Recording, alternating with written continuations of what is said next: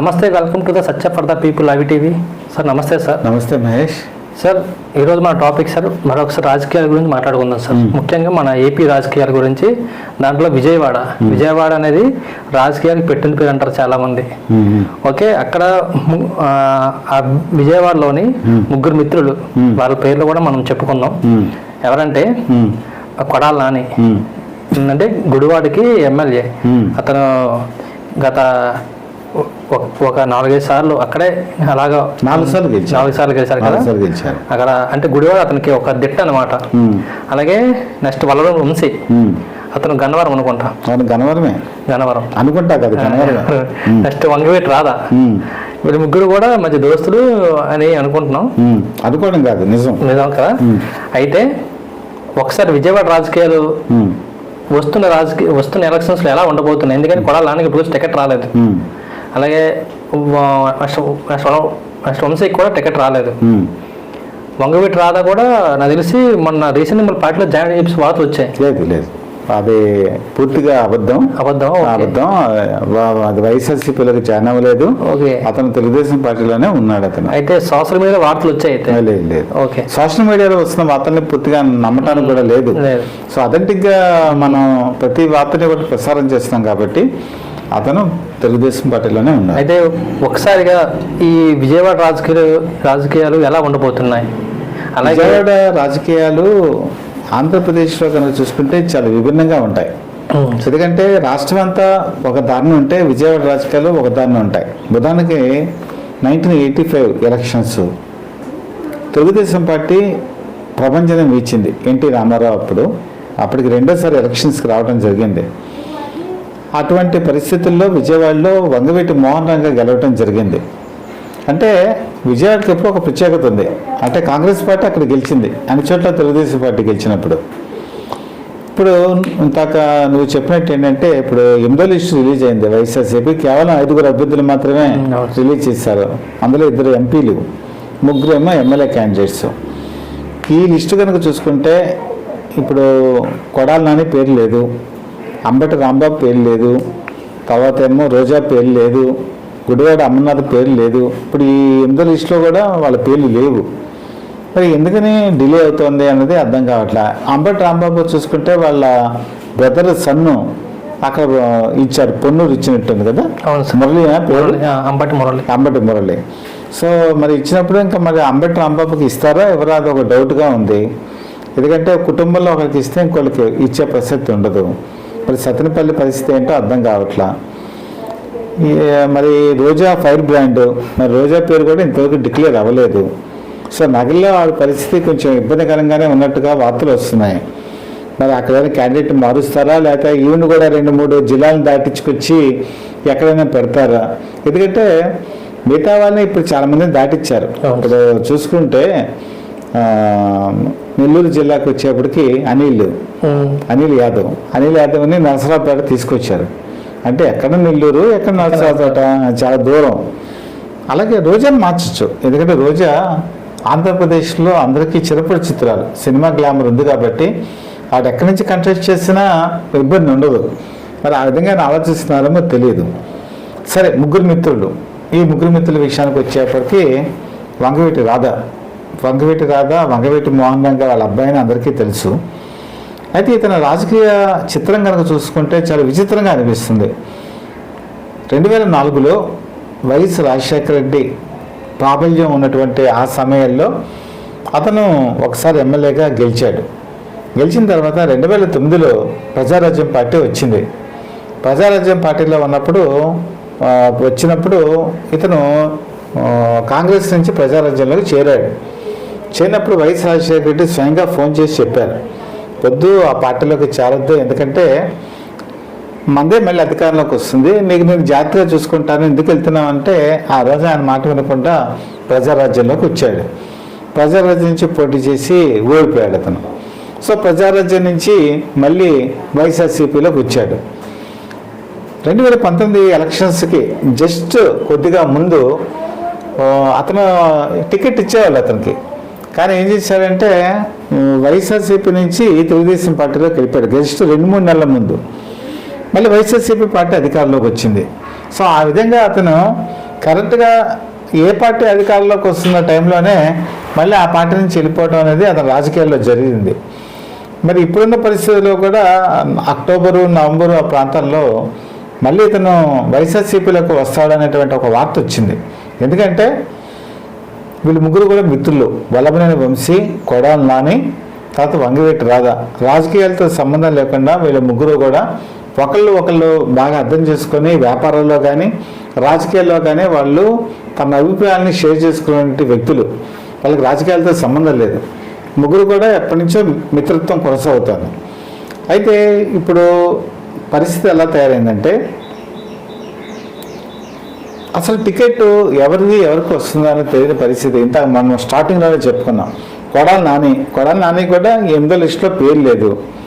వల్లభనేని వంశీ చాలా అసంతృప్తిగా ఉన్నట్టుగా తెలుస్తుంది. ఎందుకంటే గన్నవరం ఈరోజు అతను మంచి పట్టున్నటువంటి ప్రాంతం. అక్కడ యార్లగడ్డ వెంకట్రావుని తీసుకొచ్చి తెలుగుదేశం పార్టీ ఎన్నడైనా అభ్యర్థిగా రంగంలోకి దింపింది. ఆర్థికంగా కూడా చాలా బలోపేతంగా ఉన్నటువంటి వ్యక్తి Yarlagadda Venkatrao. So last time ఎలక్షన్స్లో కూడా చాలా కొద్దిపాటి మార్జిన్లోనే అతను ఓడిపోయాడు. వైఎస్ఆర్సీపీ తరఫున పోటీ చేశాడు. వల్లభనేని వంశీ ఏమో తెలుగుదేశం పార్టీ నుంచి పోటీ చేశాడు. తెలుగుదేశం పార్టీ నుంచి అతను వైఎస్ఆర్సీపీకి అనుబంధ సభ్యుడిగా ఇప్పుడు కొనసాగుతున్నాడు. అయితే రాజకీయాలు ఎప్పుడు కూడా ఎక్కువగా విమర్శలు చేస్తే చాలా ఇబ్బంది. అంటే మామూలుగా పార్టీ మారచ్చు, తప్పేమి కాదు, చాలా మారిన వాళ్ళు కూడా ఉన్నారు. కానీ వాళ్ళు మళ్ళీ పార్టీలోకి తీసుకునేటప్పుడు కొన్ని అంశాలను పరిగణలోకి తీసుకుంటారు. వాళ్ళు ఏ స్థాయిలో విమర్శలు చేశారు, తర్వాత వాళ్ళ పార్టీకి ఏ విధంగా ప్రవర్తించారు అనేది మెయిన్ చూసుకుంటారు. అసెంబ్లీలో ఆ రోజు ఆయన ఏడ్చారు. బహుశా నీకు చంద్రబాబు నాయుడు కూడా వ్యక్తికి ఆడటం కూడా తెలిసే ఉంటుంది. ఆ రోజు ఆయన సతీమణి మీద విమర్శలు చేసిన వాళ్ళలో ఇతను కూడా ఉన్నాడు, వంశీ ఉన్నాడు. వంశీ మీద తెలుగుదేశం పార్టీలో చాలా ఆగ్రహం చాలా తీవ్ర స్థాయిలో ఉంది. అందులో లోకేష్ చాలా ఆగ్రహంతో ఉన్నాడు. సో ఇప్పుడు అతను ఒకవేళ తెలుగుదేశం పార్టీలోకి వెళ్ళాలన్నా దాళ్ళు మూసుకుపోయినట్టే. ఎట్టి పరిస్థితుల్లో అతను తెలుగుదేశం పార్టీలోకి రానివ్వరు, అసలు వచ్చే క్వశ్చనే లేదు నాకు తెలిసినంత వరకు. కాబట్టి ఆ దాళ్ళు మూసుకుపోయాయి. ఇప్పుడు వైఎస్ఆర్సీపీకి వచ్చేప్పటికి వైఎస్ఆర్సీపీ నమ్ముకొని కూర్చున్నాడు. గన్నవరం టికెట్ ఏమో తేల్చట్లేదు. మొన్న ఎప్పుడో పిలిచారు కొడాలి నానిను, వల్లభనేని వంశీని జగన్మోహన్ రెడ్డి పిలిపించడం జరిగింది. పిలిపించినప్పుడు కూడా విజయవాడకి ఎంపీ కింద పోటీ చేయమన్న వార్తలు వచ్చాయి. కానీ అతను ఏంటంటే ఈ మధ్య 3-4 నెలలు బట్టి వల్లభనేని వంశీ రాజకీయాలకి కొంచెం దూరంగానే ఉంటున్నాడు. అతను బయటకు చెప్తున్న కారణం ఏంటంటే నాకు వెన్నునొప్పిగా ఉంది అని చెప్పి అనారోగ్య కారణాలు చూపిస్తున్నాడు. అలాగే విజయవాడ ఎంపీ కింద పోటీ చేయమని అడిగితేనేమో నా దగ్గర డబ్బులు లేవు, ఫండ్స్ లేవు అని చెప్పి చెప్తున్నాడు. కాబట్టి అతను గన్నవరం ఎప్పుడైతే కాదో అతనికి ఆసక్తి లేదు. ఎందుకంటే గన్నవరం కాకపోతే ఇప్పుడున్న పరిస్థితుల్లో అతను వేరే కాన్స్టిట్యుయెన్సీలో అంత బలమైనటువంటి అంచెల వర్గం లేదు. కాబట్టి ఎక్కడికి వెళ్ళినా అతనికి ప్రతికూలమైన పరిస్థితులు ఎదురవుతాయని చెప్పి భయపడుతున్నాడు. కాబట్టి వల్లభనేని వంశీ, తర్వాత కొడాలి నాని, తర్వాత వంగవీటి రాధా, ఈ ముగ్గురు కూడా తరచుగా కలుస్తూ ఉంటారు.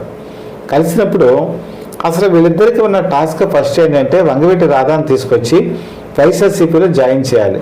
ఎందుకంటే వాళ్ళిద్దరికీ కూడా ఫ్రెండ్షిప్ ఉంది కాబట్టి. అలా వాళ్ళు కొన్నాళ్ళు ట్రై చేశారు. ఒకనొక టైంలో నీకు గుర్తుండే ఉంటుంది, వంగవీటి రాధాపై ఒక హత్యా ప్రయత్నం కూడా జరగబోతుంది అని చెప్పేసి ఒక టాక్ వచ్చింది. టాక్ వచ్చినప్పుడు కూడా వీళ్ళిద్దరు వైఎస్ఆర్సీపీలోకి రమ్మన్నారు. ఈవెన్ వాళ్ళకి బాడీ గార్డ్స్ కూడా పెట్టారు, ప్రభుత్వం తరఫున గన్మెన్స్ని పెట్టారు. కానీ వంగవీటి రాధా దాన్ని సున్నితంగా తిరస్కరించాడు. అయితే అక్టోబర్ నవంబర్ ఈ ప్రాంతంలో కూడా వీళ్ళ సమావేశం జరిగింది. సమావేశం జరిగినప్పుడు వాళ్ళిద్దరూ కూడా తెలుగుదేశం పార్టీలోంచి వైఎస్ఆర్సీపీలోకి రమ్మని చెప్పి ఆహ్వానించడం జరిగింది.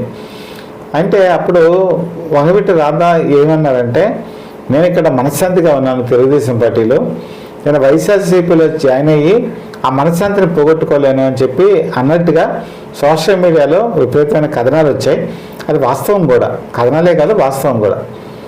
అయితే ఎప్పుడైతే ఈ మాట అన్నారో వల్లభనేని వంశీ ఆలోచనలో పడ్డాడు. ఎందుకంటే అతని మనసు పరిపరి విధాలుగా ఉంది. ఎందుకంటే గన్నవరంలో ఇప్పుడు ప్రతికూల పరిస్థితులు ఎదురవుతున్నాయి, టికెట్ కన్ఫర్మ్ చేయలేదు. తనేమో ఒక స్థాయిని దాటి తెలుగుదేశం పార్టీని తిట్టాడు తను. పోనీ ఆ తిట్టడం వల్ల తనకి ఏమైనా రాజకీయ ప్రయోజనం ఏమైనా వచ్చిందా? మళ్ళీ ఆ రోజు తెలుగుదేశం పార్టీ నుంచి వైఎస్ఆర్సీపీలోకి వచ్చినందుకు గన్నవరం టికెట్ మళ్ళీ ఇస్తారని ఆశించి అతను వచ్చాడు. కానీ ఇంతవరకు దాన్ని ఏమి డిక్లేర్ చేయకపోవడంతో నేనేమైనా తప్పు చేశానా అని చెప్పి ఒక మానసిక అశాంతికి వల్లభనేని వంశీ లోనవుతున్నట్టుగా తెలుస్తుంది. ఇప్పుడు ముగ్గురు మిత్రుల్లో ఒక మిత్రుడు పూర్తిగా తెలుగుదేశం పార్టీలో ఉండిపోయాడు. ఒక మిత్రుడు అటు ఇటు కాని పరిస్థితుల్లో ఉన్నాడు. ఇప్పుడు కొడాలి నాని ఇంతగా తిట్టినట్టు ఎవరు తిట్టల.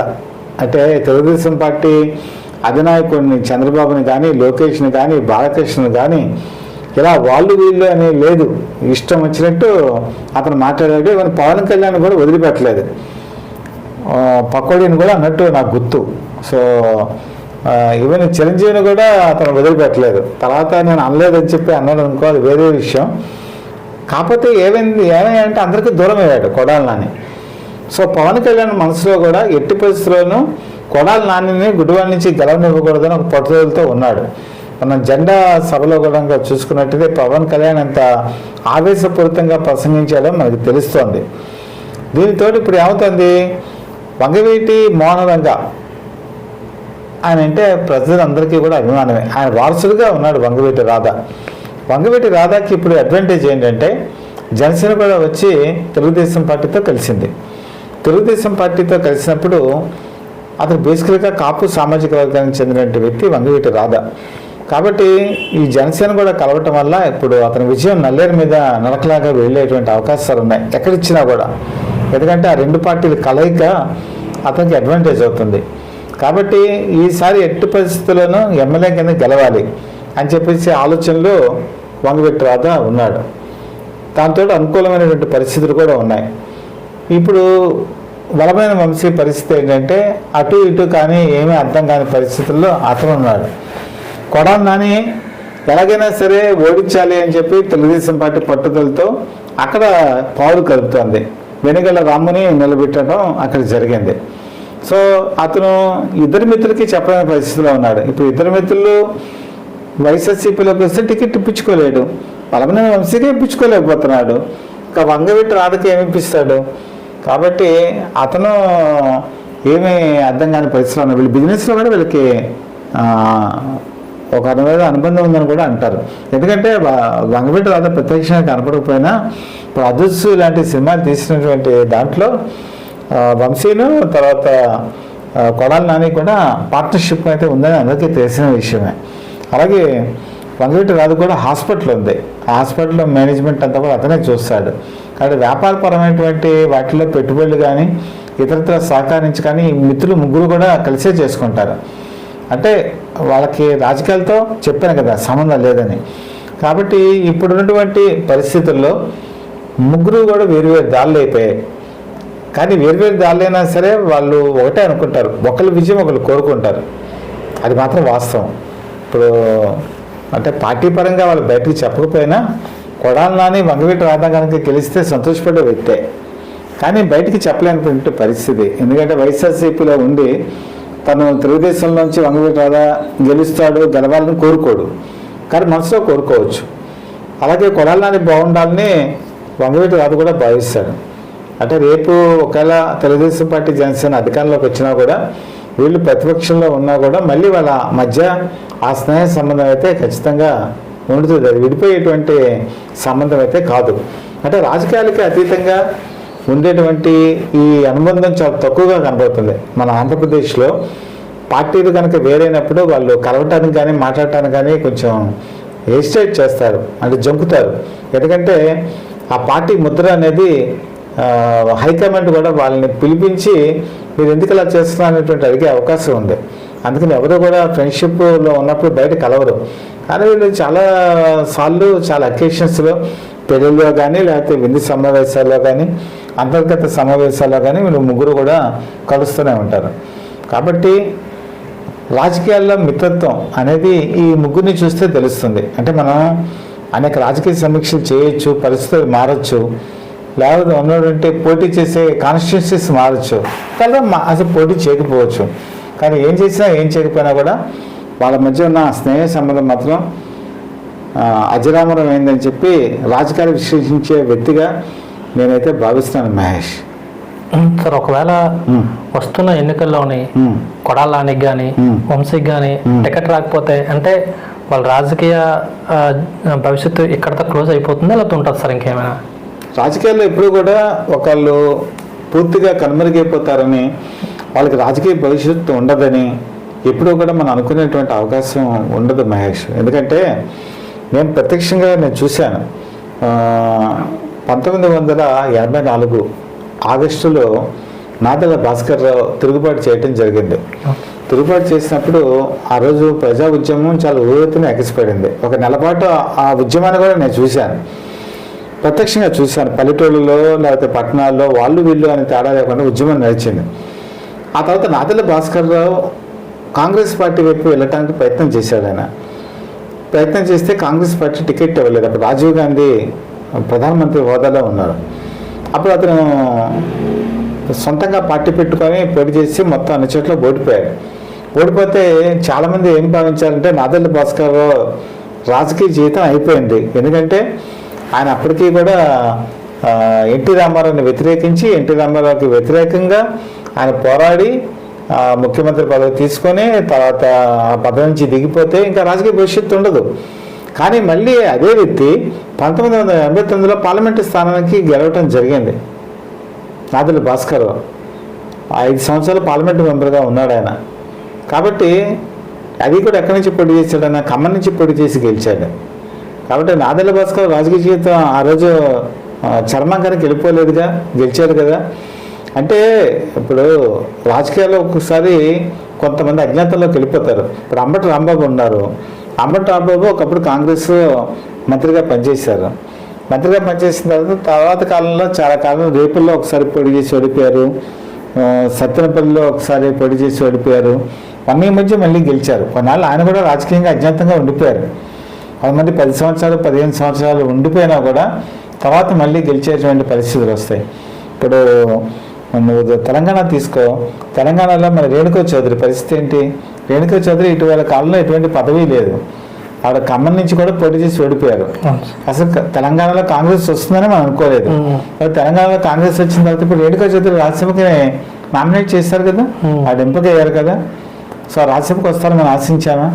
కాబట్టి వాళ్ళకి ఒకవేళ ఈసారి ఇంకో గవర్నమెంట్ వచ్చినా కూడా వాళ్ళు రాజకీయంగా వాళ్ళ జీవితం ఏమీ జరగదని మనం ఎప్పుడు చెప్పలేం. ఇప్పుడు వంగవీటి రాధా ఇప్పుడు ఎన్నిసార్లు గెలవలేదు, 2004లో గెలిచాడు అంతే. ఆ 2004 తర్వాత ఇప్పటి వరకు గెలవలేదు. మరి అలా రాజకీయ జీవితం ఏమీ పూర్తిగా ముగింపు తీసుకేమీ రాలేదు కదా. కాబట్టి ఒక్కొక్కసారి ప్రతికూల పరిస్థితులు ఎదురవుతాయి, కానీ ఎప్పుడు ఒకే రకంగా పరిస్థితులు ఉండవు. మళ్ళీ వాళ్ళు ఇంకొకసారి పోటీ చేస్తారు, గెలుస్తారు. ముఖ్యంగా కొడాలానికి ప్రజా అభిమానం అయితే ఉంది. 4 సార్లు గెలిచాడు అంటే ప్రజల అభిమానం ఉండబట్టే గెలవడం జరిగింది. అలాగే వలభనేని వంశీ కూడా గణవరం కాన్స్టిట్యున్సీలో ఎవరైనా నాకు ఇది ఆర్థిక సహకారం కావాలని చెప్పి ఎవరైనా కనుక వస్తే తనకున్న దాంట్లో తన డబ్బుల్లో తీసి ఇచ్చేటువంటి వ్యక్తిత్వం. పైగా అతను వెటర్నరీ డాక్టర్. అతను వాళ్ళ నాన్నగారు కూడా ఒక స్కూలు టీచర్గా పనిచేశారు. కాబట్టి అతను వ్యక్తిగతంగా మంచి రిలేషన్షిప్ ఉంది గన్నవరంలో. రైతులు కానీ, విద్యార్థులు కానీ, లేకపోతే మధ్యతరగతి ప్రజలు కానీ, పేదవాళ్ళు కానీ ఏదైనా సరే మా కుటుంబంలో ఇది పెళ్ళిళ్ళు కావాలని అంటే తనకున్న దాంట్లో తను డబ్బులు అడ్జస్ట్ చేసి ఇచ్చేటువంటి వ్యక్తే వలభనేని వంశీ. అయితే వలభనేని వంశీ కూడా అసలు పొమ్మలు లేకుండా పొగపెడుతున్నారన్న భావన కూడా కలుగుతుంది. ఎందుకంటే 2019 ఎలక్షన్స్లో ఒక పోలింగ్ దగ్గర ఒక పోలింగ్ అధికారితో దురుసుగా ప్రవర్తించినందుకు ఒక కేసు నమోదైంది. ఆ కేసు కరెక్ట్గా వెళ్ళి జగన్మోహన్ రెడ్డిని కానీ కలుసుకొని వచ్చిన తర్వాత అతని మీద అరెస్ట్ వారెంట్ ఇష్యూ చేయడం జరిగింది. అప్పుడు ఉన్నటువంటి పోలింగ్ అధికారిపై దురుసుగా ప్రవర్తించినందుకు. ఇది దేనికి సంకేతం అని చెప్పి వలభనేని వంశీ కూడా మదన పడుతున్నాడు. అంటే తను ఆ కేసు బయటికి తీసి ఒకవేళ భయపెడుతున్నారా, లేకపోతే పొమ్మం లేక పొగబెడుతున్నారా, లేదా టికెట్ ఇవ్వకుండా జాప్యం చేసి అవమానం చేస్తున్నారా అన్న భావనలో కూడా ఇప్పుడు వలభనేని వంశీలో కూడా కలుగుతుంది. అయితే ఒకటి మాత్రం ఈ ఎపిసోడ్ మనం గుర్తుంచుకోవాల్సిన విషయం ఏంటంటే ఏ పార్టీలోనే మనం వెళ్ళొచ్చు, అందులో తప్పు లేదు. కానీ మనం ఉండి వచ్చినటువంటి పార్టీలో మర్యాదపూర్వకంగా బయటకు వచ్చేయడం చాలా మంచిది. అంతే సార్. వాళ్ళని విమర్శించవచ్చు ఎంతవరకు, వాళ్ళు చేసే తప్పులను కానీ లేకపోతే వాళ్ళు చేసే అడ్మినిస్ట్రేషన్ విధానంలో కానీ తప్పులను ఉంటే వాటిని విమర్శించవచ్చు. కానీ వ్యక్తిగతంగా వాళ్ళ జీవితాల్లోకి తొంగి చూసి వాళ్ళ కుటుంబంలో ఉండే ఆడవాళ్ళని, కుటుంబంలో ఉండే వాళ్ళని బహిరంగ తీసుకొచ్చి తెచ్చడం అనేది అది సాంప్రదాయబద్ధమైనటువంటి పద్ధతి కాదు. దానివల్ల ఏంటంటే మేము చెప్పినటువంటి ఇప్పుడు కష్ట పరిస్థితుల్లో పార్టీలకు మళ్ళీ తీసుకోవాలి అంటే తీసుకోరు, ఇంకా అంతే. ఆ దాళ్ళు మూసుకుపోతాయి. కాబట్టి మనం ఒక లైన్ ఉంటుంది, ఆ లైన్ దాటి ఇప్పుడు కూడా విమర్శలు చేయకూడదని చెప్పి దీనివల్ల మనకు తెలుస్తుంది. బాగా చెప్పారు సార్. చూద్దాం సార్, మరి వైసీపీ వస్తున్న నెక్స్ట్ లిస్ట్లో అయినా మీరు చెప్పిన పేర్లు ఉంటాయో ఉండవు అనేది మనం నెక్స్ట్ ఇంటర్వ్యూలో దీన్ని కూడా డిస్కస్ చేద్దాం sir. Thank you. Thank you.